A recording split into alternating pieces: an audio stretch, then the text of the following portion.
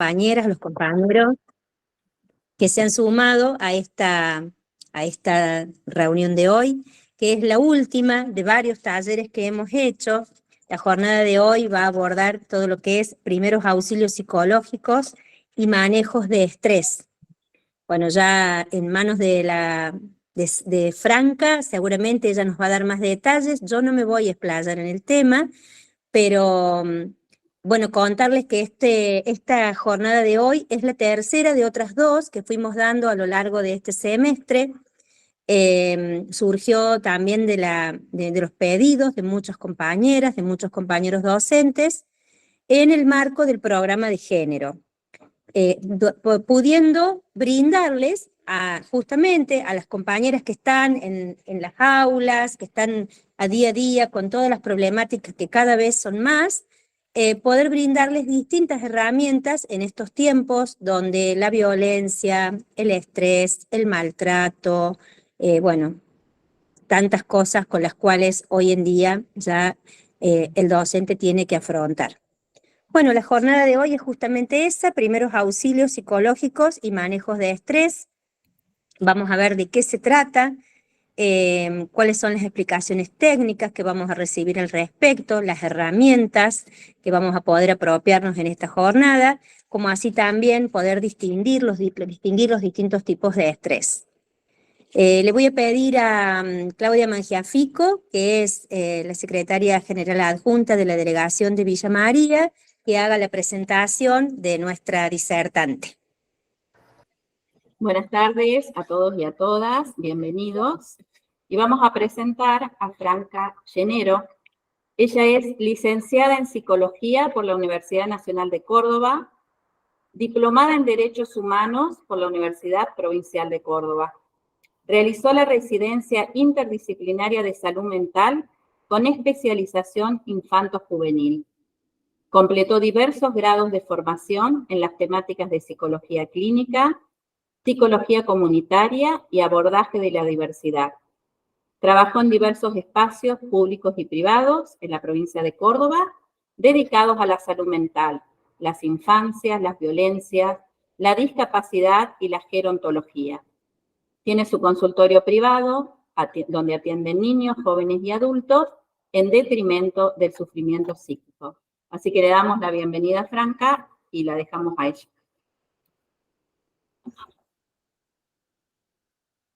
Estaba muteada. Muchísimas gracias, Claudia. Muchísimas gracias a todos. Bien. Hoy la idea, la capacitación está separada en dos partes. La primera es manejo del estrés, la segunda es primeros auxilios psicológicos. Sería más o menos la primera parte para el manejo del estrés docente y la segunda parte para el manejo del estrés del niño. La primera parte es más como una sugerencia o brindar herramientas. Cada persona es un mundo y le sirve diferentes cosas, entonces esto es más como algo general. Son como sugerencias, hay cada uno después tiene que ir tomando lo que le sirve e ir encontrando su camino en lo que es el bienestar y el estrés. Pero la verdad es que está estudiado y está corroborado de que hay muchísimos factores que favorecen el desencadenamiento del estrés. Entonces vamos a estar viendo eso. Empiezo a compartir pantalla, así lo trabajamos.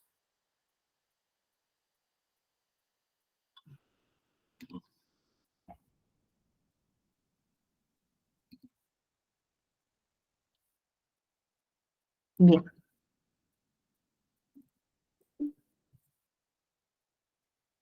Bien.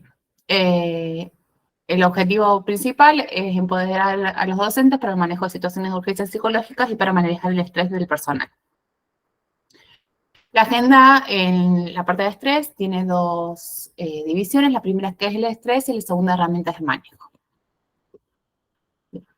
A mí me gustaría que pudiera haber un pequeño debate en el que ustedes me digan qué les parece a ustedes que es el estrés. Porque la realidad es que también hay como muchos errores de concepto o puntos comunes en los cuales el estrés tiende a pensarse que son cosas que no son.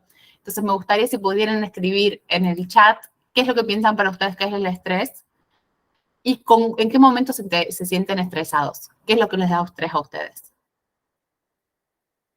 Si pueden irlo poniendo y vamos trabajando con eso.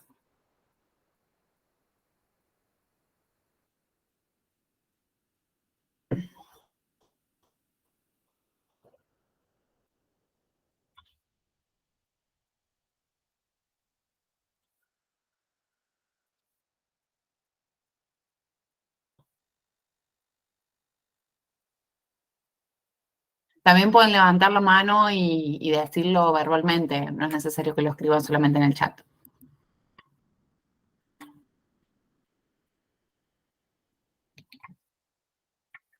Bien, acá dicen que el esfuerzo sostenido frente a una carga, cuando me da estrés la presión del directivo, el estrés es la reacción del cuerpo ante situaciones nuevas y desafiantes. Bien, Laura, eso está buenísimo lo que planteás. Estrés, miedo, como algo muy relacionado ahí. Sí, para mí el estrés es desbordarse con muchas cosas a la vez. Sí, eso también hace que uno se sobreexige o se sobrecarga de actividades. Cansancio, pérdida de tolerancia, de paciencia, no poder resolver. Esos son los síntomas del estrés. Sí, Gloria, fantástico. Fernanda dice, es una forma en la que el cuerpo reacciona a una situación tensa, sí. Cansancio mental, dice Leila. Los padres, su cuestionamiento diario, sí, esa es una fuente de estrés para todos los que trabajamos con niños. Trabajar con niños es hermoso, el desafío es trabajar con los padres. Silvina dice que es un estado de agotamiento mental que nos puede llevar a diferentes situaciones que no podemos manejar, tal cual.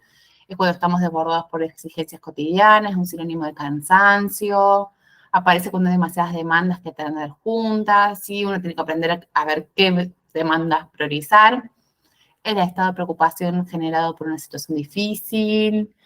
La presión o exigencia más allá de lo normal, tratar de sostener todo, situaciones que se reiteren y no encontramos salida, la sobrecarga de los compromisos, mucho sobrecarga física, mental, sobrecarga en general, exceso de situaciones, presiones. Bien, está fantástico porque todos pueden ubicar claramente qué es los síntomas y cómo se siente el estrés y qué se les desencadena en cada uno. Muchos dicen que se bloquean, que generan cansancio, el estrés, el cansancio que genera cantidad de cosas por cumplir, por hacer, por intervenir. Bien. El estrés, como dice la Filmina, es una respuesta de defensa, una defensa de nuestro cuerpo. Biológicamente es una defensa, es una forma en la que activa el cuerpo para poder ayudarnos ante una situación de tensión o de crisis. En el ámbito laboral sucede cuando hay un estado emocional negativo, cuando no siente esto de ansiedad que dicen ustedes, depresión o hostilidad de los docentes, de hostilidad de los directivos, cuando uno siente que el entorno no acompaña. Normalmente está acompañado de cambios fisiológicos y producido por la percepción del sujeto de que las demandas en el medio que son desbordantes o amenazantes. Y todo que ustedes dicen las demandas,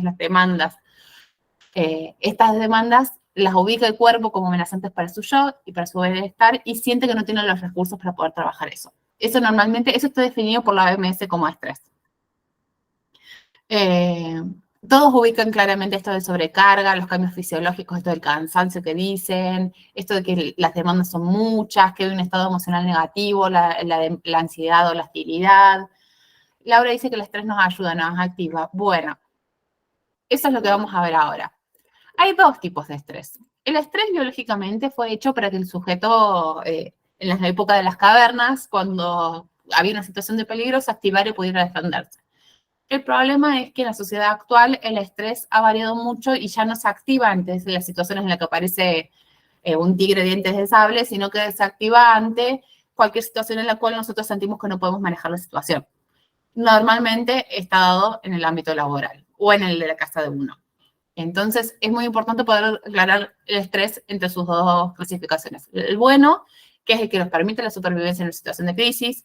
Por ejemplo, uno tiene un accidente y de repente uno se activa y se pone funcional y puede solucionar un montón de cosas.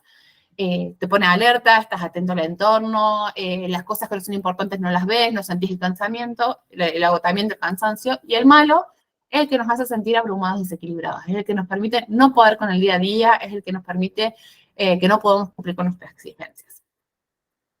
El estrés entre bueno y malo en la sociedad actual, el límite es muy finito, es muy poco. Entonces, ahí tenemos que trabajar nosotros para que el estrés cuando aparezca sea bueno y que no sea algo malo. Bien. La OMS ubica entre tres clasificaciones del estrés. El estrés básico, que es el adaptativo, el acumulativo, que es cuando el episodio de crisis o peligro se prolonga. Entonces, la mente toma las condiciones de peligro por normales. Considera de que vivir en situación de peligro es algo normal. Entonces esto genera la falta de concentración y memoria, esto que uno a veces no se acordó dónde dejó tal cosa, no se acuerda qué tenían que hacer, las fechas se le confunden, genera insomnio, esto de me levanto a las 3 de la mañana pensando de que no pude mandar, que no mandé la planilla que tenía que mandar, o que no está listo la lista de los chicos, o que el consentimiento para el viaje no me acuerdo si lo mandé o no, y genera problemas de salud menores. Los problemas de salud menores no son tan menores. Por ejemplo, hipertensión, arritmia, hiperventilación, problemas gastrointestinales. Yo soy la reina de las gastritis nerviosas, temblores, contracturas, bruxismo. El bruxismo es algo que hoy está de moda, muchísimo, las placas de relajación lo usa mucha gente, y justamente es dado ante un estrés acumulado. También genera dificultad para los vínculos, porque uno viene sobrecargado del colegio, sobrecargado pensando todo el tiempo en esto que uno no puede, y capaz que llega a casa o se junta con gente y uno siente de que no tiene la capacidad de poder socializar con las otras personas, uno siente que la verdad es que es muy difícil, que todo te cae mal, que uno está irritable, que lo que te dice el otro ya es un problema, genera ansiedad, tristeza o impulsividad. Y la impulsividad conlleva el mayor consumo de sustancias. Y después está el tercer tipo de estrés, que es el agotamiento, que es lo que se llama como burnout, o creo que en la época de mis padres se le llamaba de síncope, y es el estado de agotamiento mental o físico ocasionado por estrés excesivo y prolongado. Es cuando el estrés ya es mucho, que el cuerpo dice que ya está, hasta que llegué yo no puedo más con eso, y se observa una falta de energía, irritabilidad, ahí está, me salió, el desapego y el aislamiento. Son gente que se aísla, que no se junta con nadie, que está todo el tiempo encerrado en su casa, son gente que no puede socializar, no le interesa salir de su casa, lo único que quiere es estar en su casa encerrado, no tiene ganas de ir al trabajo, esto de domingo a la tarde sufriendo porque el lunes tiene que ir a trabajar, y siente de que no puede cumplir con las tareas. Todo le cuesta muchísimo.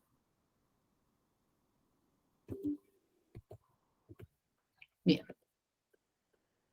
Y acá está el traumático o traumático secundario.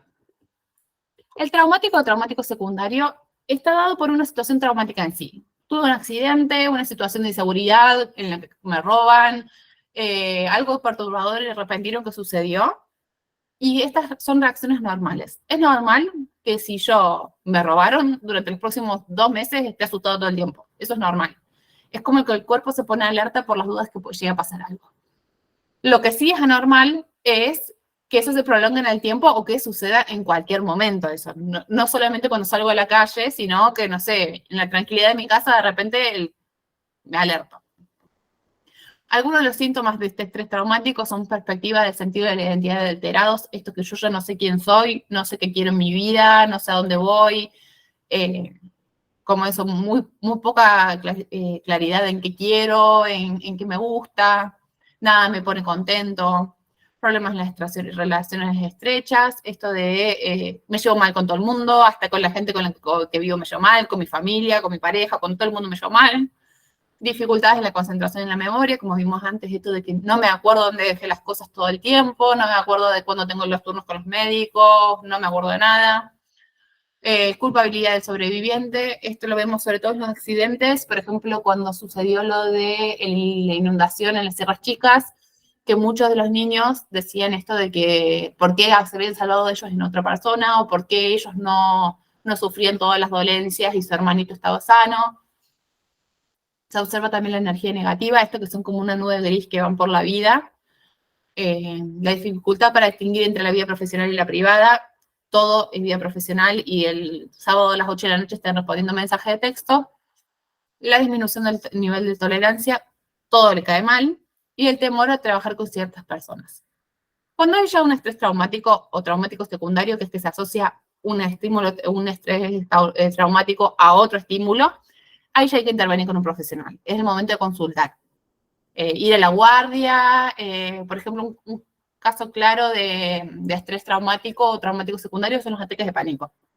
Hay que ir a la guardia, hay que intervenir con un profesional, uno ya no puede manejarlo solo y el cuerpo te lo está diciendo. Bien. ¿Cuál es un problema que tienen los que trabajamos en salud y los que trabajan en educación? Que son las poblaciones con mayor riesgo a experimentar lo que es el síndrome de estrés laboral, sobre todo las orientadas a servicios humanos. Entonces, somos las personas que estamos con los niños, que estamos ahí con los padres todo el tiempo en relación con los demás, y somos los que más nos estresamos. También los directivos y los mandos medios, los coordinadores, los que tienen que coordinar y organizar un montón de cosas, son de los que más se estresan.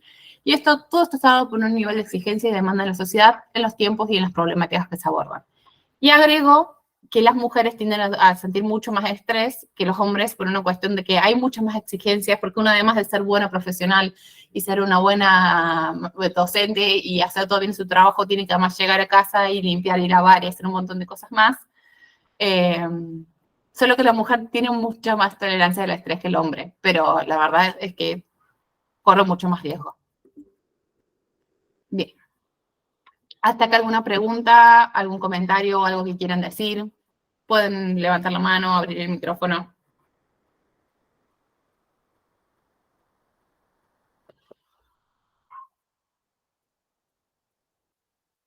Bien.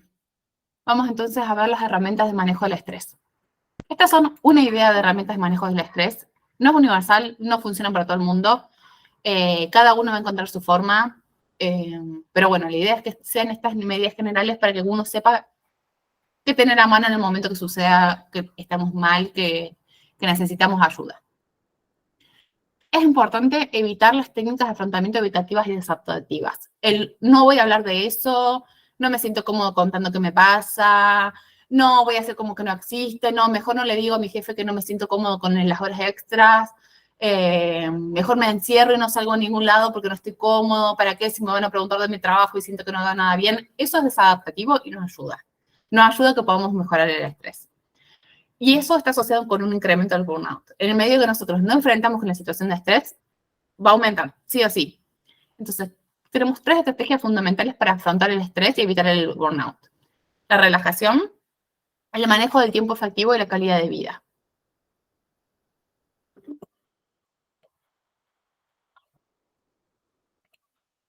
Bien. La relajación. La relajación desempeña un papel esencial en el funcionamiento y en la efectividad de las personas. Y está demostrado que tiene un efecto preventivo y terapéutico la relajación. O sea, está corroborado de que funciona.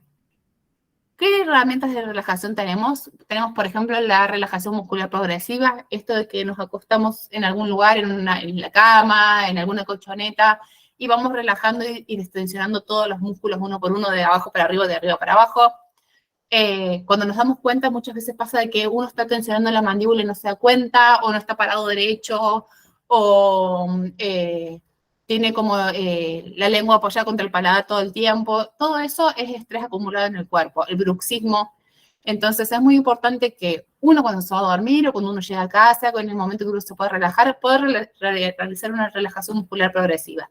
De a poco, estiro los pies, estiro las pantorrillas, veo de relajarlas, me saco los tacos, los zapatos que son incómodos, me pongo ropa cómoda, voy relajando parte por parte del cuerpo, le voy prestando atención a esa parte del cuerpo.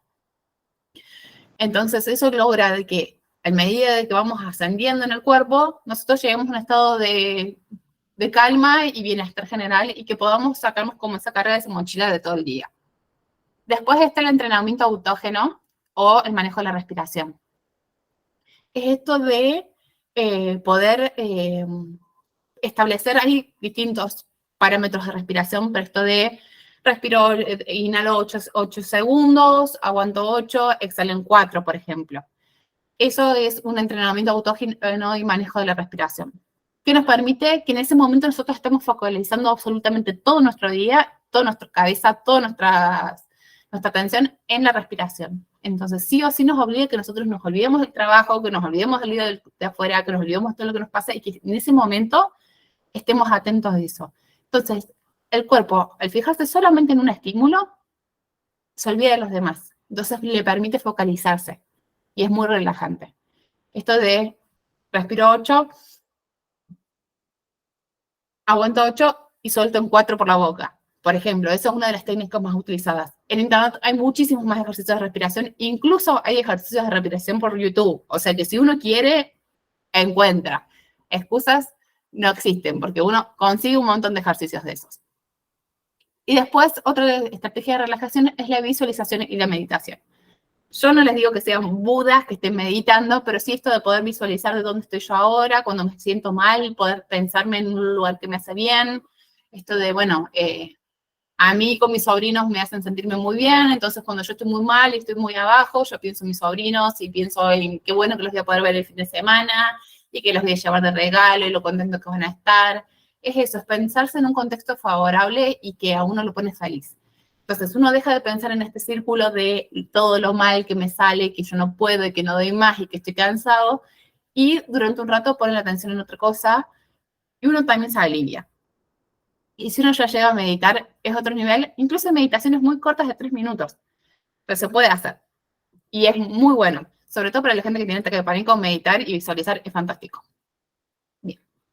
La relajación desempeña un papel clave para el afrontamiento de forma efectiva del estrés. Refiere a la preparación para la puesta en marcha de estrategias dirigidas o a modificar o enfrentarse al entorno. Primero yo me relajo, primero pienso en algo positivo, primero yo me pongo bien yo y después enfrento lo que me pasa. Algo que es muy bueno es poder hacer esto de las técnicas de 5 minutos. Yo estoy mal, yo estoy enojado, yo siento que está todo gris, me acabo de enojar con mi jefe porque me dijo algo horrible, los chicos están insoportables, me tomo 5 minutos para mí. Me voy, me tomo un té, llamo al auxiliar, si es que hay algún auxiliar, llamo a algún otro docente, le digo que me cuide, que voy al baño, y me voy 5 minutos y relajo, respiro y vuelvo. Es otro cambio, porque si no, nosotros no frenamos con el cúmulo de estrés, con el círculo de estrés, siempre se va a sumar, siempre se suma. ¿Alguna pregunta con respecto a relajación?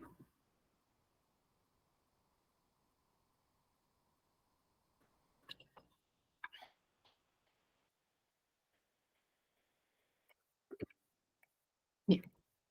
La segunda técnica es el manejo del tiempo efectivo. Nosotros pasa que no cortamos nunca.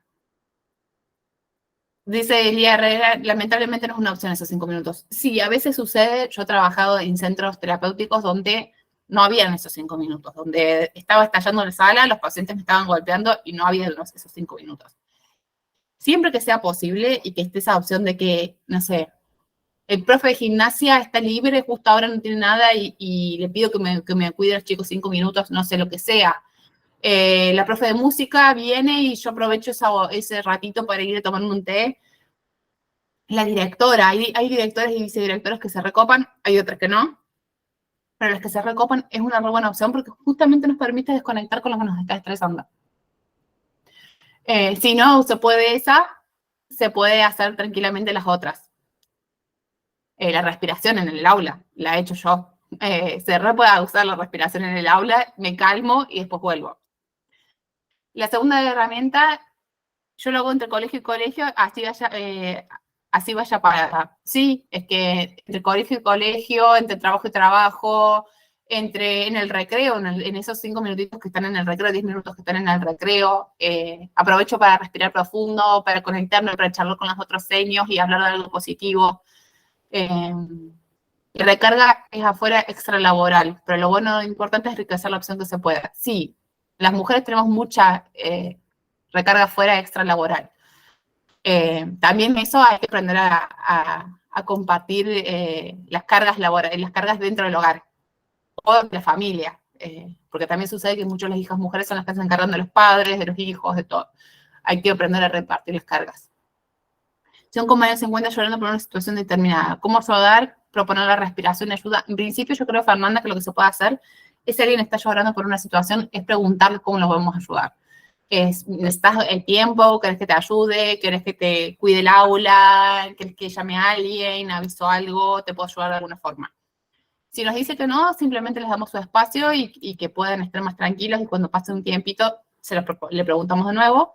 Y si te dice que sí, que necesita alguna de esas cosas, o simplemente esto, mira, vos quédate tranquilo, yo cubro el recreo, vos descansá, a veces ya es una ayuda suficiente. Y si no esto, bueno, ¿qué puedo hacer por vos? Sobre todo, por ejemplo, si están en una situación de ataque de pánico, saben muy claramente, normalmente, qué es lo que necesitan hacer y es, bueno, ¿qué necesitas que te ayude? Te van a decir, necesito que me abraces, necesito un vaso de agua, lo que sea. Es mucho preguntarle a la otra persona. Eso lo vamos a ver en primeros auxilios psicológicos. Bien. El manejo del tiempo efectivo. Se recomienda evitar el repensar sobre los conflictos o los episodios que ya sucedieron. Esto de debería haber dicho tal cosa, ¿por qué no actué de tal forma? También evitar repensar después del trabajo en el trabajo. Uy, debería haber solucionado la planilla, debería haber hecho tal cosa, porque justamente lo que hace es que no podemos cortar nunca. Uno acumula tensiones y desgaste psíquico y físico de ese modo. Entonces uno nunca llega a poder hacer esa separación con el trabajo. Entonces, es muy importante controlar los tiempos de trabajo. Evitar los tiempos prolongados dentro de ser lo posible. Esto de trabajar de 8 o 9 de la noche no es recomendable. Lo hemos hecho todos, pero no es recomendable. Uno necesita unos tiempos, unos espacios para uno. Entonces, si es posible realizar estos cortes, breaks o lo que sea, es fantástico. Incluso hay técnicas que nos permiten. Hay una aplicación que se puede descargar en el celular, que se puede usar en la computadora, que se llama Pomodoro Tracker, que podemos programarlo nosotros, que cada media hora nos haga una alarma, entonces nosotros nos paramos 5 minutos, respiramos profundo cada 5 minutos, uno puede programar cada 15 minutos y uno se toma 5 minutos de respirar, lo que use que uno les funcione, sobre todo cuando estamos, por ejemplo, haciendo las planificaciones y estamos 3 horas haciendo las planificaciones, bueno, eso no es recomendable, entonces 1 hora y media, descanso 15 minutos, vuelvo a arrancar otra hora y media más.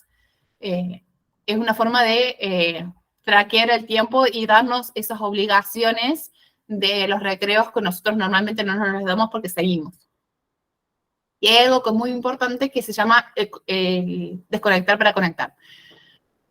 No está bueno que sigamos pensando en las tareas laborales una vez finalizada la jornada. Entonces, el desconectar para conectar lo que propone justamente es eso. Si yo salgo del trabajo y no respondo a los mensajes del trabajo, salvo urgencias contadas, hasta el día siguiente me permite a mí desconectar del trabajo para yo mañana poder estar mucho mejor. Yo sábado desde domingo, por ejemplo, no respondo a mi teléfono. Yo sábado y domingo saben mis pacientes, salvo que sea una urgencia, no respondo a mis pacientes, no respondo a mi jefa, no respondo a mis compañeras, no respondo a nadie, salvo que sea una extrema de urgencia, y una urgencia no es la planilla de tal cosa. ¿Por qué? Porque si yo durante sábado y domingo no descanso y no desconecto y no tengo mi tiempo para mí y para no pensar en eso, yo después el lunes llego agotada. Entonces, es muy importante que nosotros nos demos esos tiempos. A las 8 de la noche, yo configuré mi celular, a las 8 de la noche yo dejo de recibir notificaciones laborales. No recibo mails, no recibo WhatsApps de la gente laboral, no recibo absolutamente nada. Lo que recibo son las notificaciones de la gente que yo considero como importante, mi familia, mi pareja, mis mejores amigas, y solamente a esa gente. Los mails me empiezan a llegar todos el día siguiente a las 9 de la mañana. Que es el horario que yo normalmente activo. Pero así con todo, las llamadas que no son de la gente que no considero importante no me llegan los WhatsApp, no me llegan los mails, no me llegan nada. Es muy importante poder establecer esos horarios saludables, porque si nosotros no descansamos y no marcamos un límite, después nos acompaña el agotamiento y el cansancio nos acompaña todo el día y el fin de semana también. Lucrecia dice, terminé el año pasado, decidí tomar una licencia para priorizar mi salud mental. Ahora estoy feliz en casa con mis hijos en detrimento de lo económico. Ya no dormía, tenía pánico al pensar el otro día de ir a la escuela. Exactamente. Las licencias por salud mental siempre están a veces están como mal vistas, pero la realidad es esa. Si uno está estresado, si uno no está bien, no puede ir a hacer bien su trabajo. Uno está mal, uno no duerme, uno entra en pánico. Entonces, uno a veces tiene que tomarse esos espacios, esos lugares, esos momentos de sanar uno y de estar un poco más equilibrados para poder después volver tranquilamente. Sí, lo económico, obvio, se va a ver afectado. Sí, por supuesto que si yo trabajo de 8 de la mañana a 9 de la noche, gano mucha más plata que trabajando desde las 9 hasta las 7, por supuesto. Pero bueno, también uno tiene que priorizar a veces cuidarse de uno mismo, porque si uno después le da un infarto o tiene tensión alta y le da una ACV, no hay forma de que puedas priorizar la salud ahí. Gabriela dice, no, hay que entender que no pasa nada si uno se desconecta del trabajo. El otro día se continúa donde se dejó. Sí, y es esto de identificar qué mensajes son importantes y qué mensajes no son. Por ejemplo, una planilla puede esperar hasta el día siguiente a las 9 de la mañana. Una programación, una planificación puede esperar hasta el día siguiente a las 9 de la mañana. No sé, cualquier cosa puede esperar hasta el lunes. No es tan urgente. Sí hay cuestiones que capaz que pueden ser más urgentes, nos enteramos, no sé, que pasó alguna situación puntual con algún compañero, con algún alumno o algo así. Pero uno no va a pasar nada que uno responda el mensaje a las 9 de la mañana. No se va a caer el mundo, tu jefa no te va a echar, no va a pasar nada de eso. Uno tiene que saber en qué momento cortar, sobre todo por el bien de uno, porque si no, uno sigue respondiendo esos mensajes a las 8 de la noche y la gente interpreta que vos a las 8 de la noche todavía respondes. Entonces se genera como una cadena. Aldana dice, me pasó de tener COVID y desde la institución me pedían buscar y terminar las carpetas de los chicos, los cuales estaban casi terminadas en el colegio. En ese momento justamente pensé que no era nada urgente y que alguien quizás podía hacerlo. Sin embargo, lo hice por los chicos. Me pasé toda la noche con fiebre y dolor de cabeza. Bueno, yo creo que Aldana no era algo urgente. Y más cuando vos tenías COVID. O sea, ir a buscar a la institución las carpetas y estás poniendo en riesgo a otros, estás poniendo en riesgo a vos porque no te sentís bien, porque uno cuando tiene COVID el cuerpo se te detona, uno tiene fiebre, uno le pasa mal. Entonces la realidad es que una carpeta no pasa nada si una semana se demora. También eso, uno está de licencia. La licencia médica es de trabajo. Entonces, uno tiene licencia laboral. Uno no tiene por qué andar rellenando nada. No te digo no responder un mensajito cada tanto, cosas así. ¿Dónde dejaste las planillas? Las planillas quedaron en el cuarto cajón del archivero, lo que sea. Pero no es necesario que vos tengas que ir a armar ningún tipo de planilla o carpeta, lo que sea. Era tu licencia médica. Y ir a buscarlas o mandar a alguien que lo busque es un riesgo. Uno se ampara en eso. El COVID era algo buenísimo para ese sentido. Era una enfermedad terrible, pero uno tenía la justificación de que yo no puedo ir, no pasa nada porque soy contagiosa y la gente que está alrededor de mí es contagiosa. Era una muy buena excusa. Valeria dice, maravilloso mensaje que deberían dar los directivos. Bien. El tercer herramienta es la vida equilibrada y es la que más nos cuesta a todos. A mí también, debo admitirlo. Una vida equilibrada invita a que nos sobrepasamos con situaciones cotidianas. Entonces, para eso se necesita comer sano. Si yo me comí una hamburguesa al mediodía, voy a estar detonado y no voy a poder pensar claramente el resto de la tarde. Entonces, comer sano, comer verduras, comer frutas, comer con vitaminas, con nutrientes, con fibras. No digo comer ensalada toda tu vida, pero sí ir agregando verduras, ir agregando frutas, ir agregando lo que necesita el cuerpo para poder funcionar. Si nosotros comemos bife con fideos todos los días, puede ser riquísimo, o fideos con crema puede ser riquísimo, pero la realidad es que a tu cuerpo le van a estar faltando un montón de nutrientes que los necesita para funcionar bien. Entonces, comer sano es una de las partes esenciales. Después, hacer ejercicio. Ese es personalmente el que a mí más me cuesta. Uno tiene que establecer en el calendario 1 o 2 días en el cual uno va a salir a caminar, uno va a ir al gimnasio, va a salir a correr, va a andar en bici, lo que sea. Es muy importante que nosotros movamos el cuerpo. Y mover el cuerpo no digo ir caminando hasta el trabajo, porque eso no es de recreación. Uno necesita un espacio en el cual uno se lo destine a eso específicamente. Si un día está lloviendo y no quiere salir a correr, no pasa nada. Pero sí nos tienen que armarse esos espacios en los cuales uno también está corroborado que el ejercicio distiende el cerebro. O sea, uno en ese momento no piensa en el trabajo, no piensa en la planilla, no piensa en ninguna de esas cosas. Y es muy importante que podamos desconectar un rato. En ese momento nosotros estamos pensando en los pajaritos que pasan, en si los que corren me dicen que piensan en la zancada y en seguir el ritmo. Los que van al gimnasio están pensando en las repeticiones. Entonces es muy importante que en ese momento nosotros lo destinemos a eso. Y si uno además hace ejercicio socializando, con compañeras del gimnasio, sale a caminar con una amiga, lo que sea, es mucho mejor, porque uno además de hacer una actividad de recreación y de ejercicio, también está socializando y juntándose con gente que te genera bienestar corporal y psíquico. Dormir entre 7 y 8 horas diarias. La gente que duerme 5 o 6 horas me puede decir lo que quiera, pero no la pasa bien en la vida. Está corroborado que uno necesita entre 7 y 8 horas diarias para poder funcionar correctamente el cerebro. Si dormimos menos de eso, el cerebro no rinde a su 100%. Es más, está corroborado que las mujeres necesitamos muchas más horas que 8 horas diarias. Está corroborado que una mujer necesita entre 9 y 10 horas diarias de sueño. Que si uno duerme eso, después de repente uno es la vaga. Pero la verdad es esa, que es el tiempo en el que el cerebro llega a recuperarse su completo potencial. Es el momento en el que el cerebro y el cuerpo logran quitarse todo el cansancio del día pasado.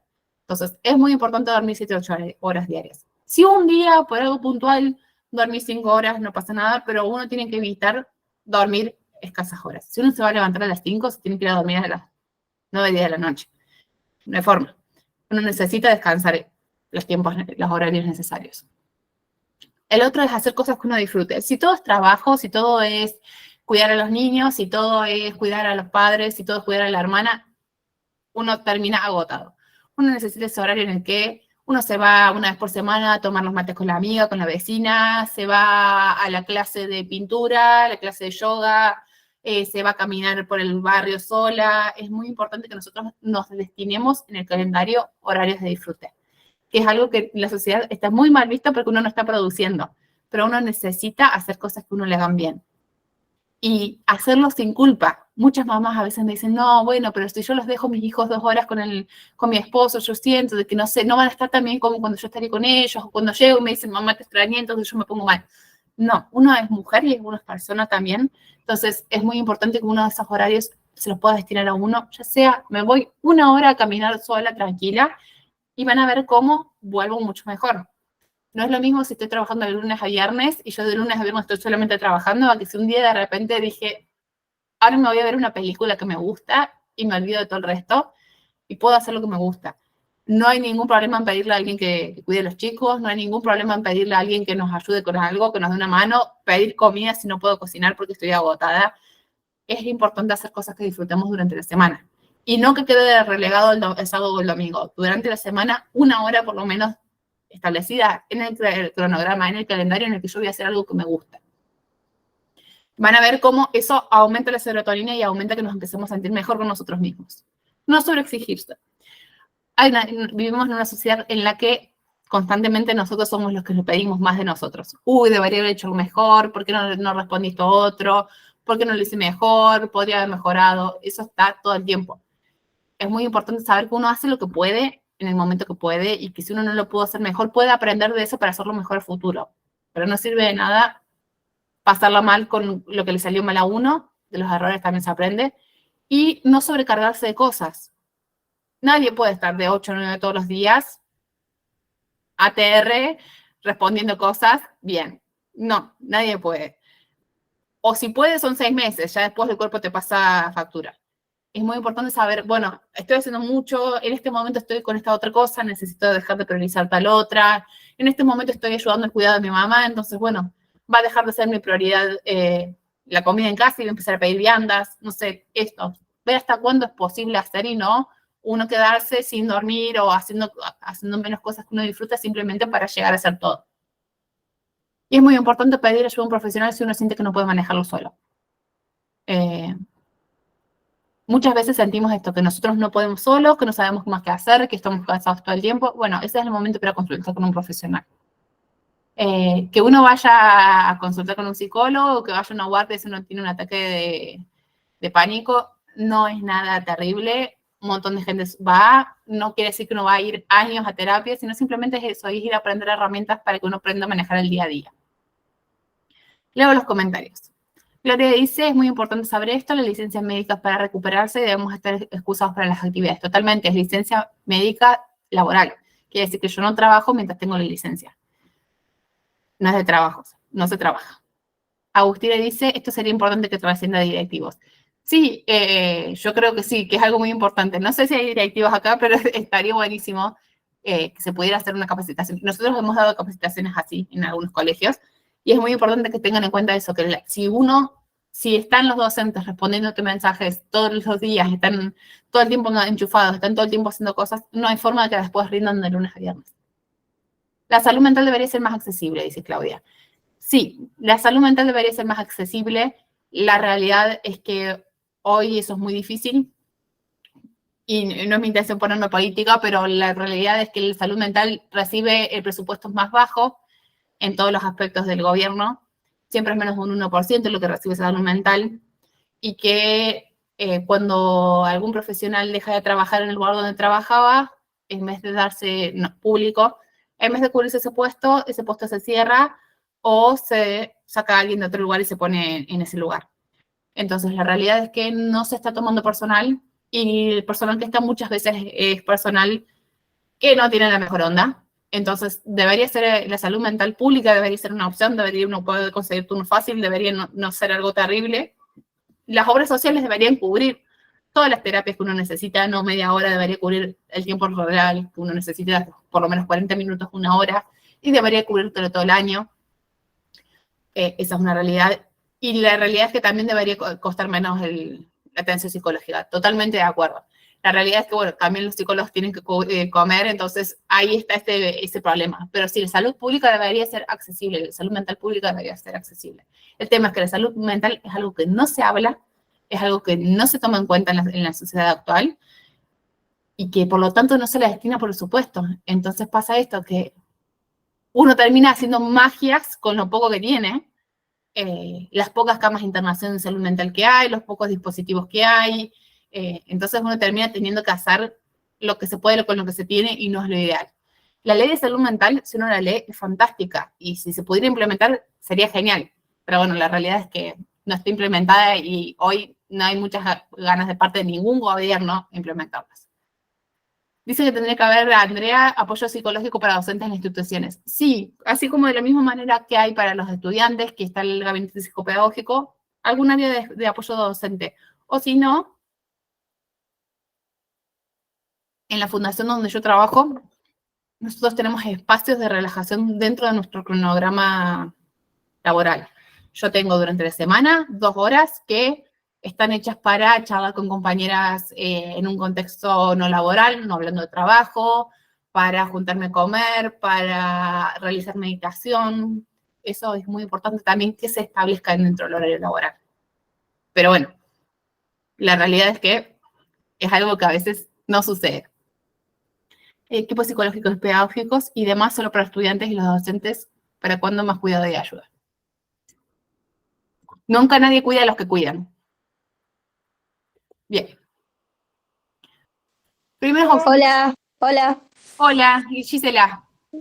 Sí, vos sabés que cuando yo trabajaba de docente de apoyo a la inclusión en un colegio, venían todos los maestros y los profes me contaban sus problemas a mí, porque es como que necesitan desahogarse, ¿viste?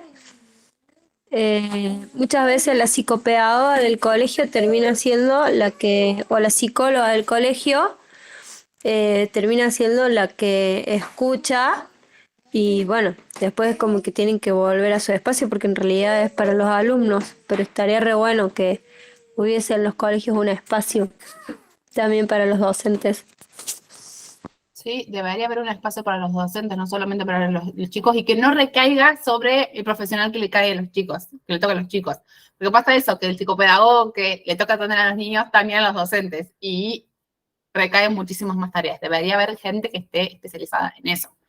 Sí, pasó en la época de COVID, que nosotros, yo trabajaba en ese momento en un hospital, y la gente del hospital le brindábamos desde salud mental acompañamiento a los de UTI, UCI, sala de internación, justamente desde el psicológico.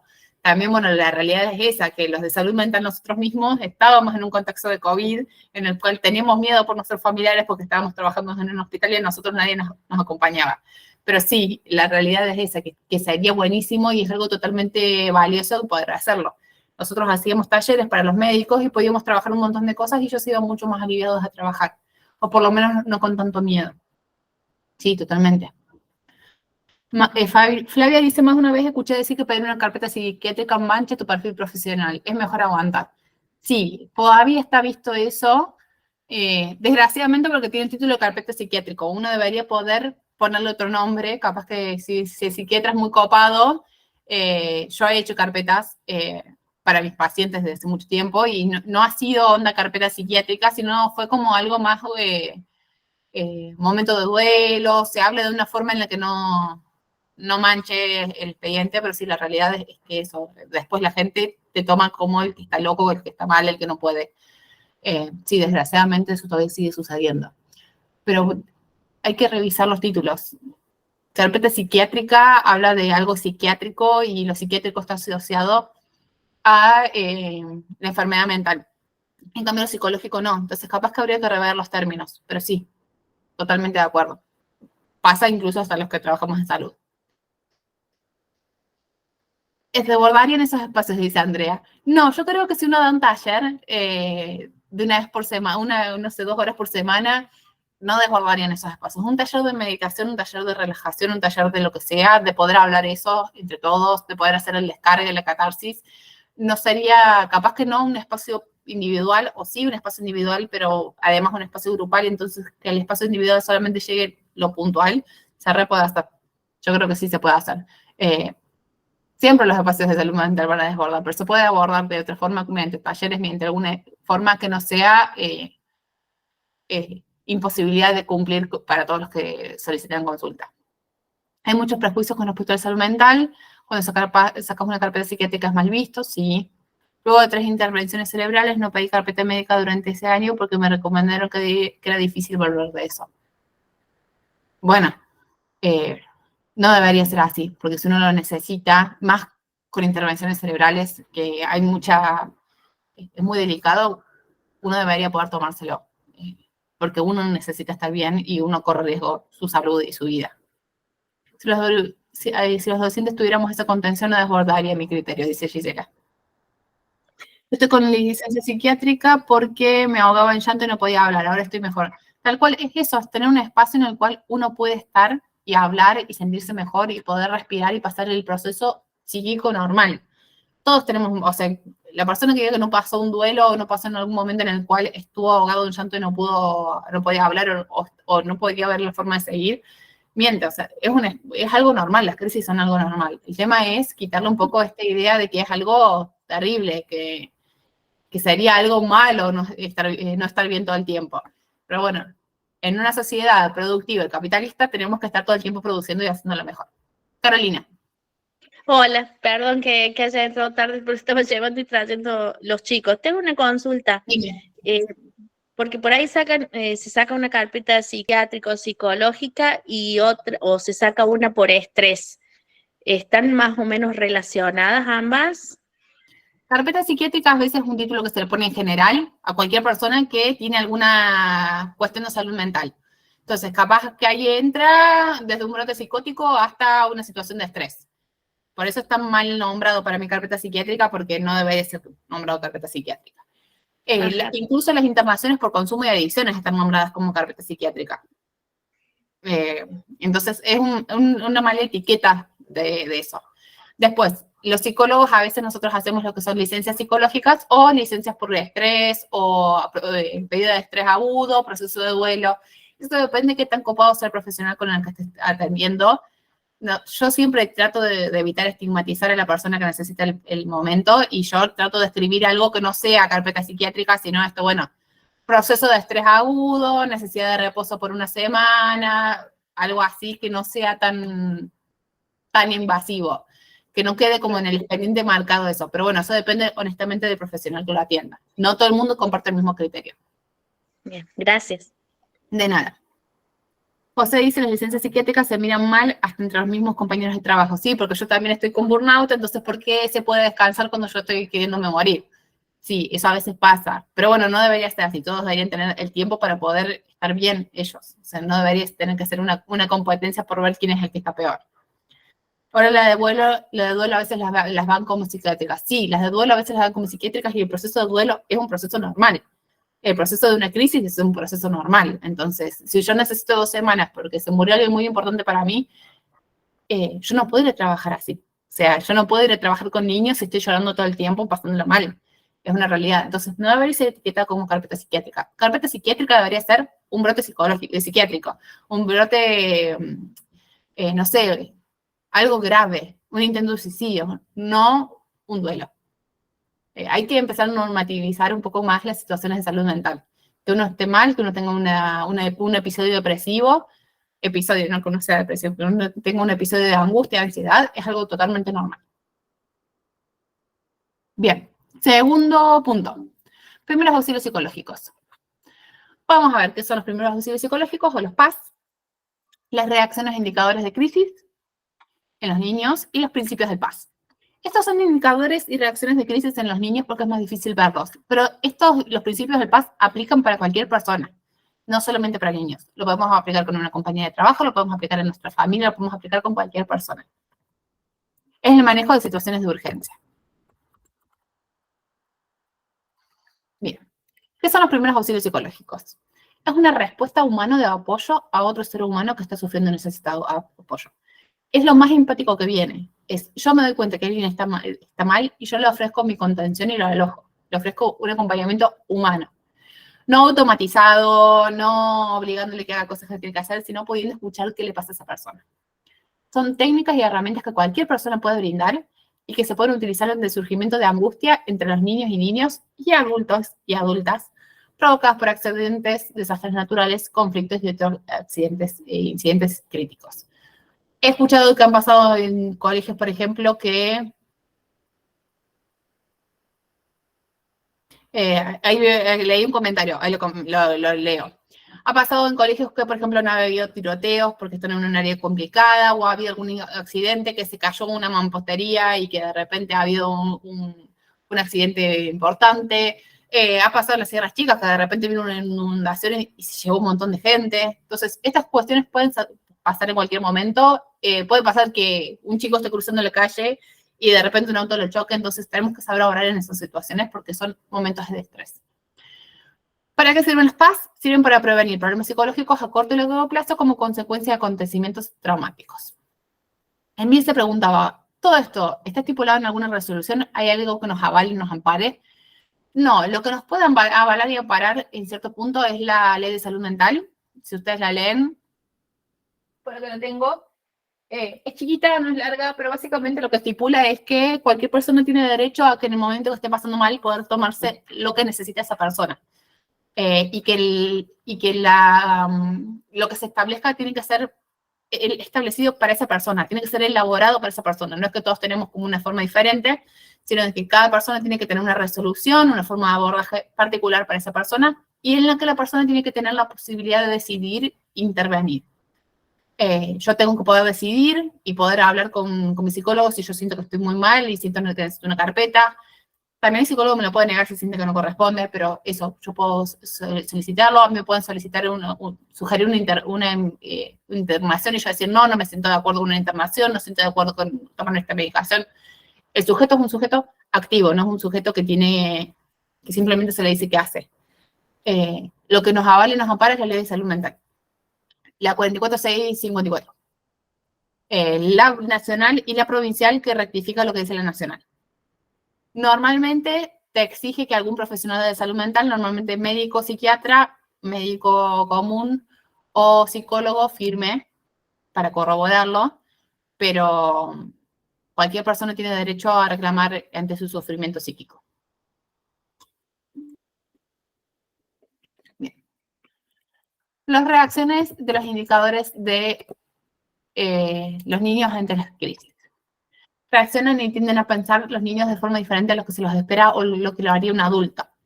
Tienen necesidades acordes y específicas a su edad. Son vulnerables a los efectos adversos debido a su tamaño corporal y a los vínculos sociales y emocionales con sus cuidadores. Los niños tienden a ser muy dependientes porque todavía son chicos, todavía no hay tanta autonomía, entonces tienden a estar más vulnerables a cualquier situación que suceda. No tanto como los adultos, que un poco estamos más acorazados ante estas situaciones. Por eso siempre se hablan más de niños, pero estas técnicas son aplicables a cualquier persona, porque básicamente lo que propone es un acompañamiento empático.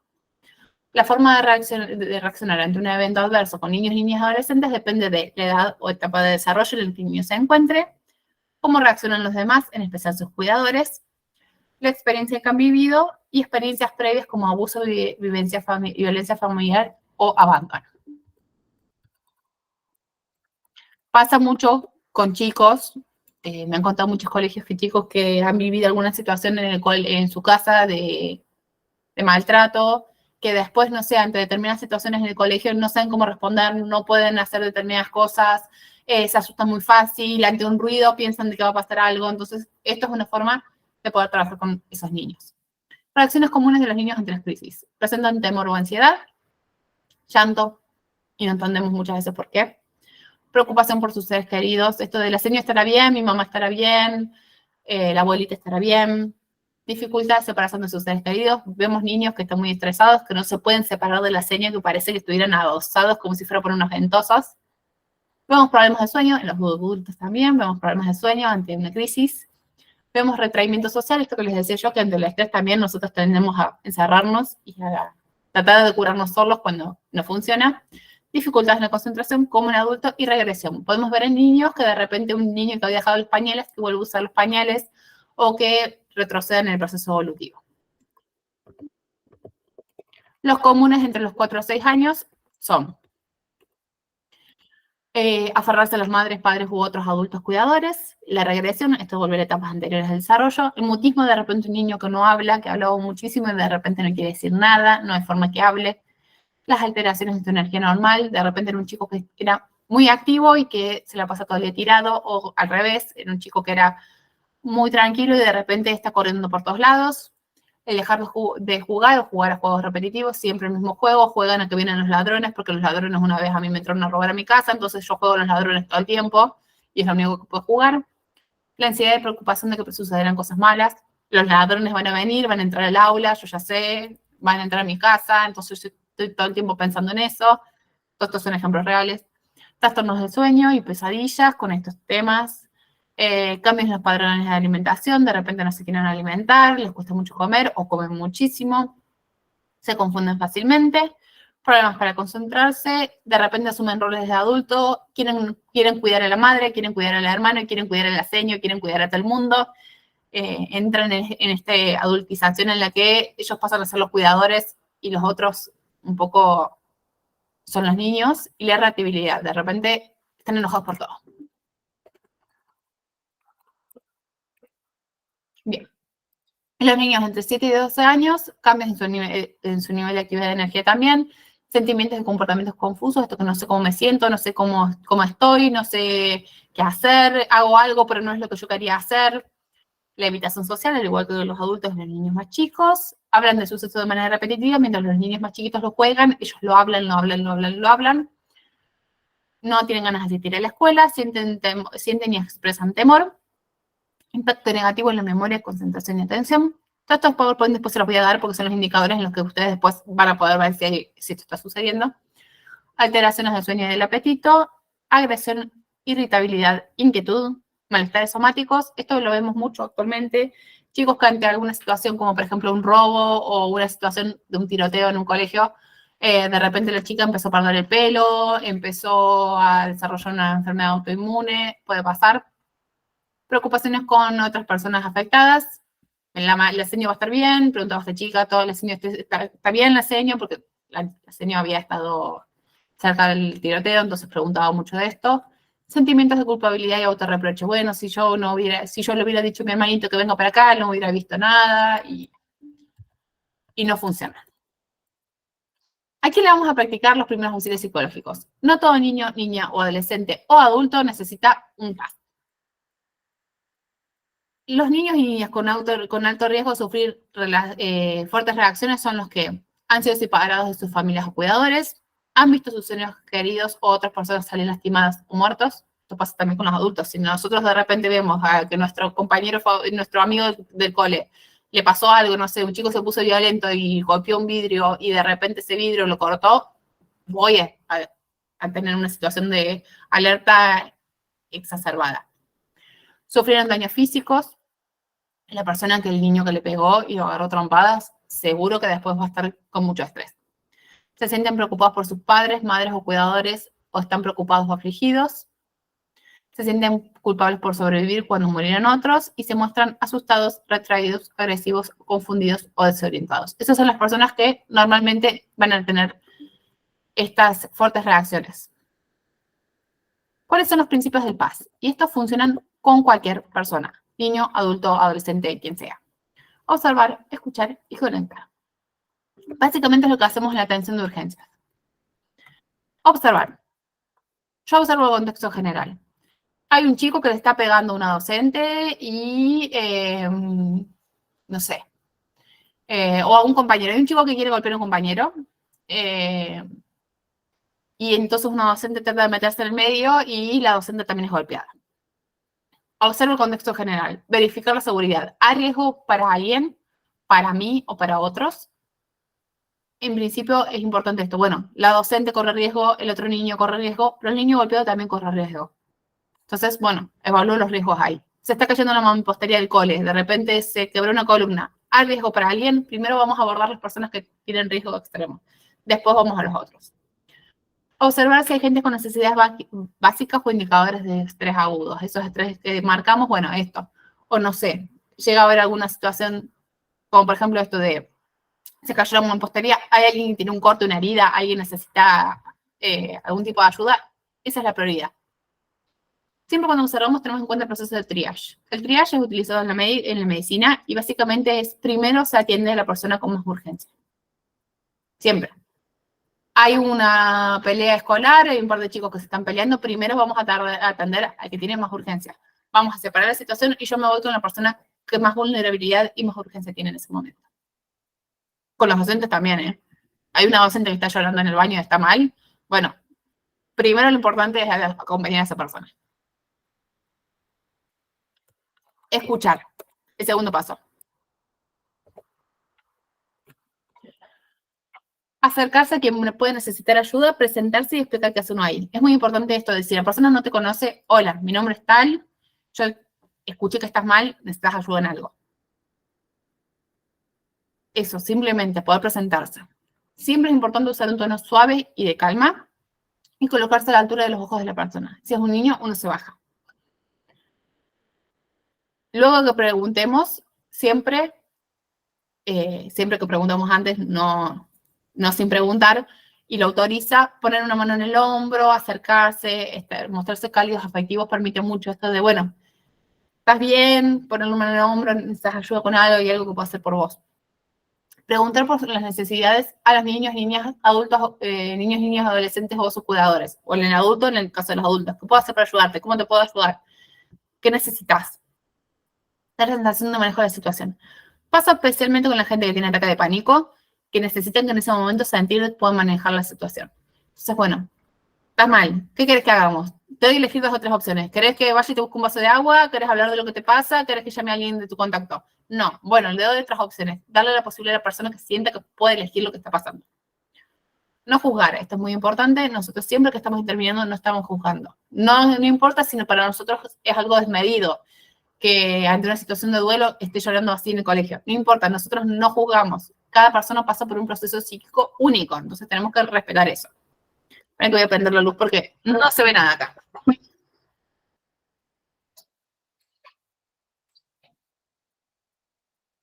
Ahí está.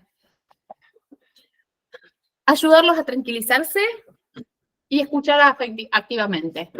Escuchar activamente es escuchar con atención total. Yo en ese momento estoy prestando atención, no estoy mirando el celular, no estoy prestando atención a qué pasa en el pasillo, yo estoy en ese momento conectado con esa persona. Voy preguntando y aclarando, vos lo que me estás diciendo entonces es que vos estás triste. Ajá, ¿y qué? Y me estás diciendo que querés que llame a la directora. ¿Quién es la directora? A ver, contame un poco. Ir siempre resumiendo y parafraseando a la otra persona le da la sensación de que uno los entiende y que uno lo puede contener. Esto sin interrumpir, no es que yo voy a ir resumiendo todo lo que me va diciendo y voy a interrumpirlo todo el tiempo. Pero sí es importante esto de poder ir resumiendo y que sepan, entonces vos lo que me estás diciendo es que estás con un ataque de pánico. Bien, estás con un ataque de pánico. ¿Qué puedo hacer para ayudarte? ¿Esto lo viviste antes? Ya es la tercera vez que te pasa. Bien, bueno, ¿qué hiciste las otras veces que te ayudó? Ir describiendo y no interpretando. Eso es muy importante. Reconocer los sentimientos de la persona, su validez. Está bien, entiendo, te sentís así, me parece totalmente válido, no te das problema. Cualquier persona puede sentirse así y no presionar, no juzgar. Y no es en ningún modo un interrogatorio. Nosotros tenemos que preguntar siempre cuando la otra persona lo permite y no sobrepreguntar. Y luego del evento debemos guardar confidencialidad. Todo lo que nos dijo no se lo vamos a ir a contar al compañero de trabajo porque me parece re interesante. Queda entre nosotros. Si yo lo veo al compañero de trabajo con el que no soy amigo llorando en el baño, queda entre nosotros dos. ¿Qué pasa con la imposibilidad de ofrecer un abrazo? Dice Agustina. Sí, se puede ofrecer un abrazo. La realidad es que normalmente la gente cuando está en crisis no prefiere los abrazos, porque a veces se siente como medio expuestos, pero sí, es re válido. Yo muchas veces a pacientes que están en situaciones de crisis, un llanto, les pregunto si quieren un abrazo. Siempre es muy importante esto de ofrecerlo. De última te van a decir que no y ya está. Pero sí, se puede ofrecer. Vos si sentís que la otra persona lo necesita, es esto, bueno, te puedo abrazar, querés un abrazo, querés que me quede al lado tuyo. Cualquier forma funciona. Algunas veces alumnos en crisis lo solicitan. Sí, sobre todo si ya hay confianza y ya te conocen, muchas veces te pueden pedir, no me das un abrazo. Sí, es totalmente válido. Si la otra persona lo pide, está fantástico.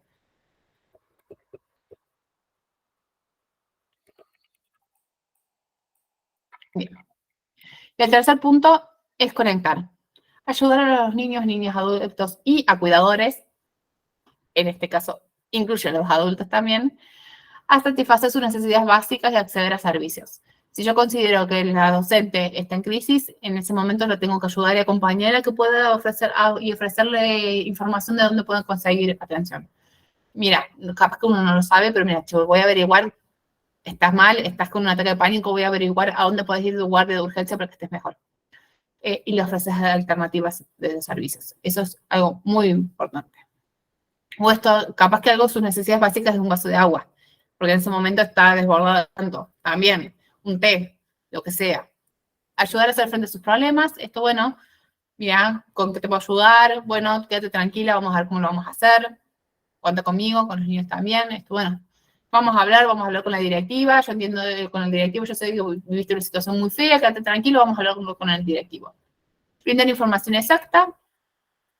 Esto, podéis ir a tal lado. Si no sé, digo que no sé, que lo vamos a averiguar juntos, o que lo voy a averiguar y se lo voy a decir. Si no se sabe, mostrarse dispuesto a ayudar y averiguar la información. Conectarlos con el apoyo social o ayuda profesional en caso de que sea necesario. Esto, bueno, mira, vamos a buscar un psicólogo, por la obra social tiene que haber alguno, vamos a buscar cuáles son, o si no te consigo algún contacto de la que voy yo, la que le pido algún contacto, esto siempre sirve. Alguna guardia. Evitar dejarlos solos, si están pasando un ataque de pánico, por ejemplo, no se los deja solos, se los acompaña, aunque sea a veces desde afuera, desde el lugar, pero se los acompaña hasta que pase. Y tener siempre en cuenta los aspectos de género y las propias barreras. Esto es algo muy importante. Si yo soy un docente hombre y la persona que está teniendo un ataque de pánico es una mujer y yo me la acerco mucho, capaz que la otra persona se siente mal. Si es una cuestión de género, de cuestión de identidad sexual, hay que tenerlo en cuenta. Y también hay que tener en cuenta las propias barreras. Yo, si siento que hay algo que no lo puedo hacer, que lo estoy haciendo mal, que no puedo, que me da miedo, que me da impresión, que tengo que ayudar a un nene que se acaba de cortar porque rompió un vidrio y tengo que intervenir y yo no puedo porque la sangre me hace bajar la presión, eso es real, yo no intervengo. Yo ya sé que cuando hay alguien sangrando yo me voy, porque si no después hay dos urgencias, la del niño sangrando y yo que me desmayé. Entonces, ahí también hay que saber las limitaciones propias. Bien. ¿Alguna pregunta con respecto a eso?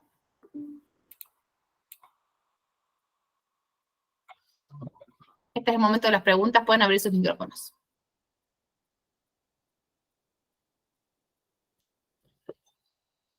O escribirlo en el chat también.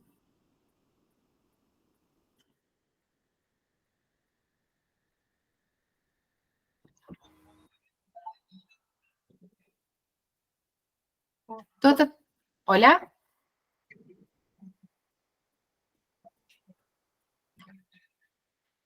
Todo está escrito y estipulado a términos niños, porque está trabajado en relación a niños, pero todas estas herramientas de manejo de situaciones de vulnerabilidad son para cualquier edad.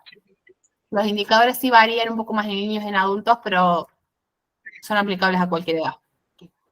Lucrecia, ¿tenés una consulta? Sí, quería preguntarte eso, justamente, ¿qué hacemos cuando tenemos un nene pequeño, de 3, 4 años, y la maestra nos pide que, porque no sé si me respondiste, se me cortó justo internet, sí, que nos pide que le demos o que busquemos herramientas, y ellos a esa edad aún no pueden controlar sus emociones. ¿Qué pasa en ese caso? ¿Cómo, a través de la lectura, a través del dibujo, cómo hacemos para que ellos hablen y nos digan qué le pasa, por qué su enojo, por qué su angustia? Bueno, esa era mi duda. Bien, cuando son niños tan chiquititos, sobre todo 3 años, las mejores formas de hablar de lo que les pasa y poder trabajarlo es normalmente el juego. El dibujo también sirve, pero la realidad es que es un dibujo todavía muy precario, no hay tanto grafismo simbólico, entonces es muy difícil poder trabajarlo en conjunto con el niño. Pero con el juego, esto de los muñecos, bueno, vamos a trabajar con los muñecos, con los cuentos. Yo trabajo muchísimo con los cuentos, con los que ya hicieron las otras capacitaciones, saben de que yo los cuentos los uso mucho. Es algo que me parece que es una herramienta muy valiosa. Se puede trabajar con las masas, vamos a hacer con las masas descargar energía, entonces vamos a pegar a la masa y vamos a hacer el chorizo y lo vamos a estirar y lo vamos a juntar todo de vuelta. O sea, un poco de darle las herramientas para que puedan tramitar sus emociones. Cuando son niños tan chiquitos es muy posible que no puedan decirte qué es lo que sienten. No saben si están enojados, si están tristes, si están chinchudos, qué les pasa. Entonces, uno ahí es el que uno pone las palabras a veces y uno las presta. Bueno, a ver, yo te voy a decir un par de emociones, vos decime cómo te sentís. Estoy enojado, le hago la cara de enojado. Estoy triste. O sea, como que le voy demostrando las emociones a través de la corporalidad, porque es mucho más fácil que un niño tan chiquito vea la emoción en otra persona, sepa cómo se siente. Entonces, a veces nosotros brindamos las palabras. Bueno, estás triste, te pasó algo raro y te pasó algo que no te sentís bien, no dormiste bien, pasó algo. Es a veces ir un poco dándole las palabras nosotros hasta que el chico capaz que dice, sí, es eso. No sé, a mí me ha pasado con niños que de repente estaban tristes y no podían decir la palabra. Entonces, bueno, a veces inventamos una palabra que sea diferente. Entonces, bueno, yo esto del chinchudo lo uso un montón. Bueno, estoy chinchudo, que hay algo que no me gusta que está pasando, entonces que eso me pone chinchudo. Y darle todas las herramientas de expresión posibles. Con 3 años, el grafismo se puede utilizar. Es mucho más difícil de que yo pueda entender que está dibujando y con eso poder trabajar, pero sí se puede usar también. Pero los muñecos, las masas, los legos, lo que sea sirve un montón.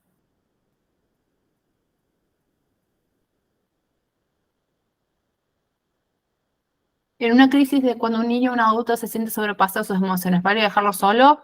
Que logre lograr claridad brindándole silencio. Sí, yo le puedo preguntar qué necesita y si me dice necesito que me deje solo, sí. Tomo distancia. Yo siempre recomiendo que si yo veo una situación de crisis extrema, como por ejemplo un ataque de pánico, como por ejemplo un llanto desconsolado, no me voy completamente, le doy su espacio, pero me quedo cerca. Pero sí, si una persona te dice que necesita espacios, se lo damos. Un niño depende de la edad y normalmente no lo podemos dejar solo, pero con un adulto sí. Porque el adulto puede medir un poco sus emociones. La realidad es que, como decía con el estrés, el alejarse y el desocializar no tiende a ser una herramienta que coopere para manejar el estrés o la situación fea, desagradable. Normalmente no ayuda, al contrario, es evitativo. Entonces, capaz que es brindarle el silencio o alejarme un rato y después poder hablar de eso con ellos. Pero no es algo que funcione. Siempre hablarlo es mejor. Capaz que no es ese momento, porque ese momento el niño que está en agresión con otro compañero que se están pegando, no pueden hablar porque están los dos desagresidos por la ira, pero bueno, en el momento que bajaron los dos y se calmaron, lo hablamos. Es importante que lo podamos hablar. Y no dejarlos solos. Si son niños, no se los deja solos. Sí se los puede dar un espacio prudencial, de 2-3 metros, estoy en la misma sala, estoy en el mismo espacio, porque puede suceder que en estas situaciones de estrés se terminen lastimando, autoagrediendo. Entonces no los dejamos solos en ningún momento. Y hay que tener en cuenta todos los aspectos del lugar donde estamos. Los vidrios tienen que estar recubiertos por la capa que evita que se rompan, no puede haber cuchillos, no puede haber herramientas, no puede haber útiles, no puede haber medicación en el lugar que esté el niño. Todo eso es muy importante tenerlo en cuenta. Como sugerencia, creo indispensable que además de conocer el legajo de los alumnos, es clave conocer aspectos destacables de compañías de trabajo, como justamente ocurren cuando tienen pánico. Sí, pasa mucho que la gente que tiene ataque de pánico, que en realidad esas son 3 de cada 5 personas las que tienen ataque de pánico, no son tan pocas. Yo he tenido ataques de pánico en mi vida, 3 de cada 5 personas hemos sufrido en algún momento de nuestra vida o sufriremos ataque de pánico. No decimos que tenemos ataque de pánico, porque es algo que normalmente avergüenza. Yo hace muchos años que no tengo, pero en su momento yo no era algo que decía, simplemente lo sabía mi psicólogo y yo. Porque esto justamente uno le da vergüenza, cómo mi cuerpo me va a estar diciendo que existe algo que no funciona y que en realidad no es así, cómo otra persona se va a enterar que yo estoy mal si yo tengo que mostrarme fuerte, entonces muchas veces no sucede. Sí, yo creo que cuando uno tiene un compañero, un amigo del trabajo, sí es importante poder hablarle de estas cosas, contarle, che, de la misma manera que a nivel de género, mi ex pareja me está persiguiendo, es importante decírselo a alguien para que lo sepan los compañeros y te puedan ayudar a acompañar. De la misma manera que es importante decir eso, sí hay que tener en cuenta que justamente son temas que siempre estuvieron vistos como muy privados y muy desde la vergüenza, entonces pasa que mucha gente no lo diga. También es muy importante de que está la privacidad y la confidencialidad, entonces que nadie tiene derecho a saber mi diagnóstico psicológico o psiquiátrico, ni los docentes, ni los compañeros de trabajo.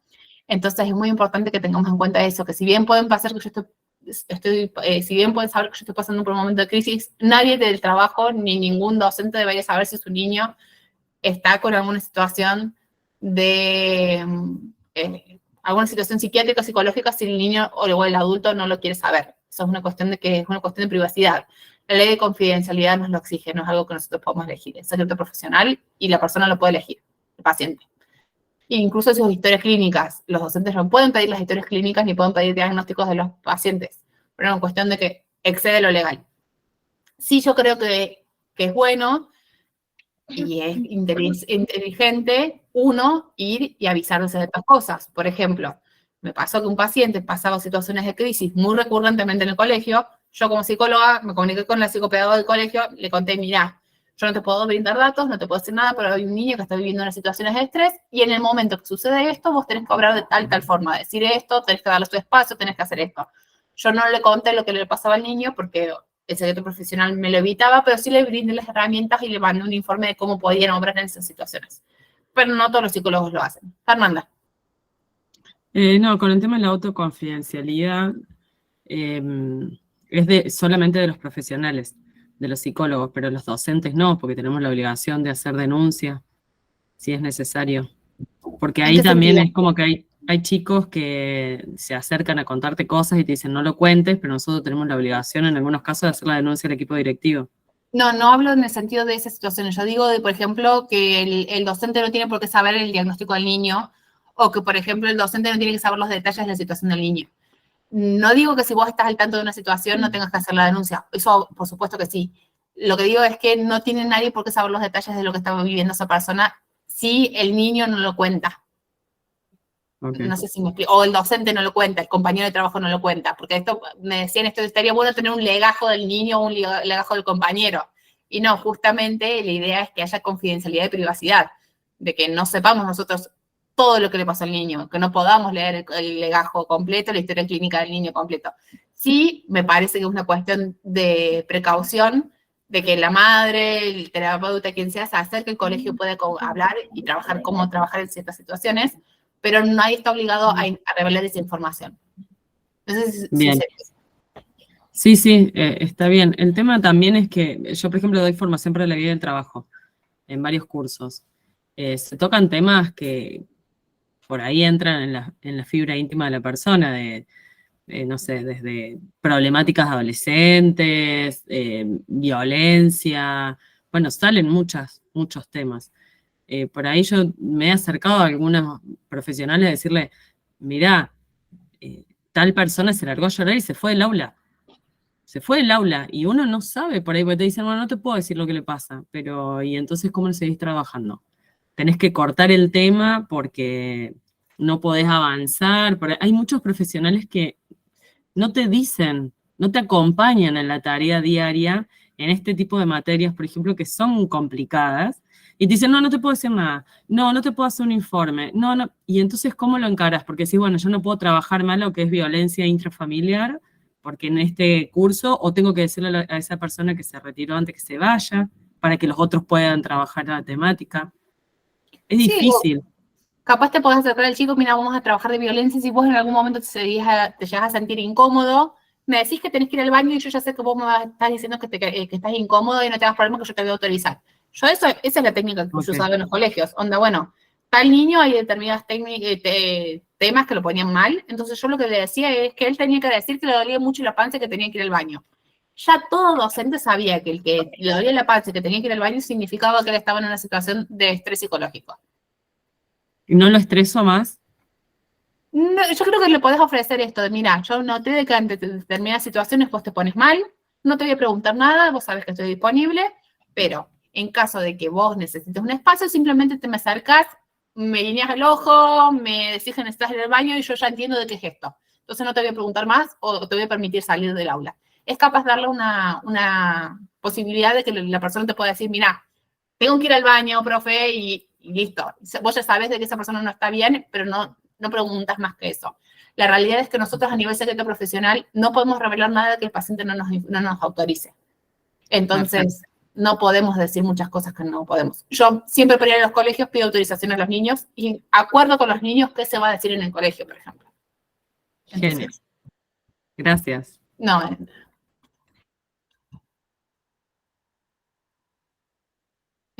bien, consulta. Alumno de quinto grado ingresó a la escuela este año, dice que en otra escuela no tenía evaluación escrita sumativa individual. no sabía bien qué sería una evaluación escrita sumativa individual. Si alguien me lo puede aclarar, genial. Estamos ya en septiembre y le genera estrés, llora mucho y no puede hacer la evaluación. Le damos tiempo, hablamos con la familia, acompañamos, crisis de llanto. Supongo que es que se suman los temas y que se le van acumulando los temas y tienen que rendirlos. Supongo que será eso, la evaluación escrita sumativa individual. Bien, puede ser que una situación de estrés en la que el niño no puede realizarlo. Sí, puede suceder que le demos tiempos extra, puede ser que le tomemos una evaluación oral porque a este chico puntualmente escribir le cuesta mucho en estas situaciones.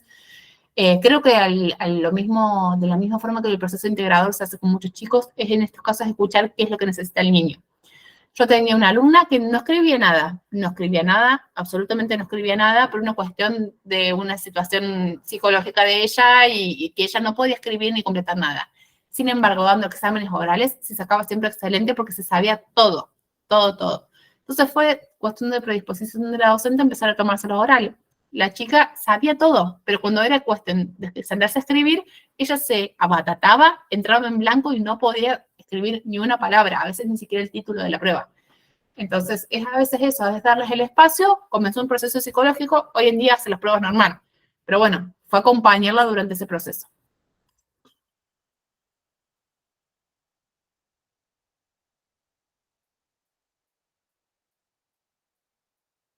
¿Te recomiendas hacer escribir lo que sucedió cuando son más grandes? Alejandra, si me podrías explicar qué sería hacerle escribir lo que sucedió cuando son más grandes. ¿Qué querría decir eso? Así te puedo ayudar. Andrea pregunta, ¿las autolesiones comunes hoy en los adolescentes siempre tienen que ver con el estrés o solo son llamadas, o pueden ser solo llamadas de atención? ¿Cómo afrontarlas en la escuela? Sí. La llamada de atención es ante una situación de estrés, las autolesiones. ¿Cómo afrontarlas en la escuela? Lo principal es poder hablar con el niño y aclararle de que uno en esa situación tiene la obligación de informarle a los padres y cómo uno lo puede acompañar. Pero bueno, ante esa situación de riesgo para sí, es importante intervenir. Sí. Salvo que el niño nos comente que hay alguna situación de riesgo intrafamiliar, tenemos que informar a la familia para que puedan iniciar un proceso. Porque bueno, las autolesiones pueden llegar a casos muy graves. ¿Qué hacer cuando encontramos chicos con autolesiones? Eso. Tenemos que hablarlo con ellos, decirles que notamos esta situación, que no le vamos a preguntar mucho más, que podemos hablar, pero que nosotros tenemos la obligación de informar a los adultos y a las autoridades. Porque bueno, y eso se tiene que derivar al psicólogo, y si la autolesión es muy grave, se tiene que derivar a guardia de salud mental. El Hospital de Niños dentro de la ciudad de Córdoba y a nivel provincial creo que también es el Hospital de Niños, es el que brinda contención y atención en esas situaciones y que también brinda internación de salud mental gratuita. Pequeño detalle, los niños se tienen que... Eso es hasta los 13 años. Después de los 13 años es misericordia. Desde los 14 hasta los 16 es misericordia. Hasta los 14 años los niños se tienen que quedar internados con un padre, para que lo tengamos en cuenta. Conocer la situación psicológica de un niño con problemas es indispensable para la escuela. Siempre pedimos informes de los profesionales. Sí, nosotros podemos brindar informes de herramientas, de desempeño, de dificultades. Yo armo muchos informes para escuelas en los que son, el niño tiene dificultades para lo lectocomprensivo porque hay una dificultad en el lenguaje, sin embargo, mejora ante tal cosa. Se recomiendan estas herramientas. Yo hago los informes así. Yo nunca doy un diagnóstico, y las personas que me han pedido informes lo saben que yo no doy diagnósticos, porque muchos colegios me lo han pedido. Yo no doy diagnósticos porque el diagnóstico después el chico que lo das cuando tiene 6 años y tiene en el secundario sigue con la misma etiqueta. Pero sí lo que podemos hacer, y hacemos muchos profesionales, es mandar informes con herramientas para trabajar ciertas cosas. Y si uno no quiere mandar informes, porque muchas veces pasa que uno como profesional prefiere evitar la intimidad de los niños, muchas veces uno hace una llamada telefónica en la cual uno explica las herramientas. Que uno evite que quede algo escrito, en mi caso yo lo prefiero, uno evita que quede algo escrito y uno da las herramientas sin que quede un estigma en el niño. A nivel maternal, sí manejamos esta información para acompañar de manera discreta y para comprender ciertos contextos. Sí, uno maneja esta información, pero no es obligación de la familia ni nadie brindar esa información. Dicen que evaluación sumativas con puntaje. Bien, gracias por la aclaración. Bien.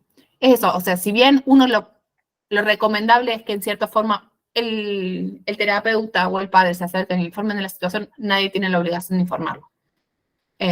Por una cuestión de la ley de confidencialidad y la ley de salud mental misma. Entonces, para que tengan en cuenta eso, sí, yo lo recomiendo plenamente. Pero bueno, no podemos obligar a nadie a revelar algo que no quiere revelar. No sé si hay alguna otra pregunta, alguna otra sugerencia, algún otro comentario.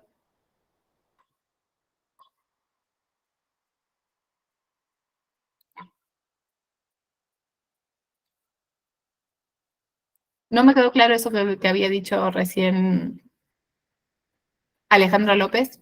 Si quiere tomar el micrófono y preguntarlo, estaría buenísimo.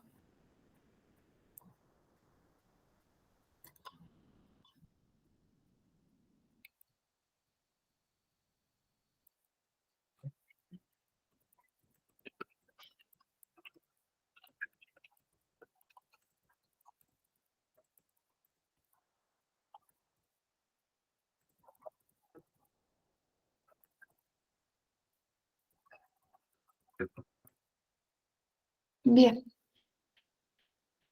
Si no hay ninguna otra pregunta, entonces creo que el tema está dado.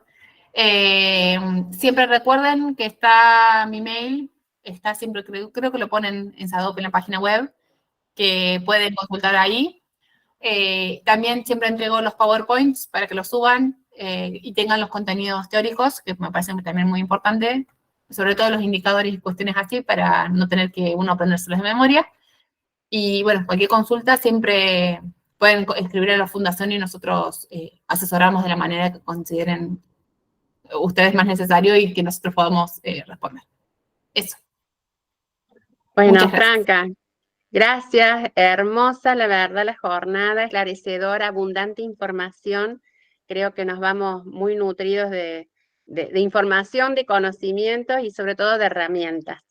Agradecerte, Franca, agradecerles a todos y cada uno de los compañeros que nos han acompañado, que nos han asistido, que han participado tan activamente en todo este ciclo de intervenciones que hemos tenido a lo largo de estos meses. Así que desde ya muchísimas, muchísimas gracias. Van a recibir sus certificados y prontamente. Así que hasta el próximo encuentro. Muchas gracias.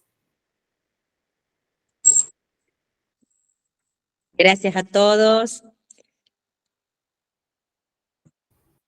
Muchas gracias por la invitación y el espacio. La verdad que un gusto haber trabajado con ustedes y cualquier cosa sigo en contacto con ustedes. Gracias, Franca. Gracias a todos. Chau, chau. Gracias, gracias. Chao, chao.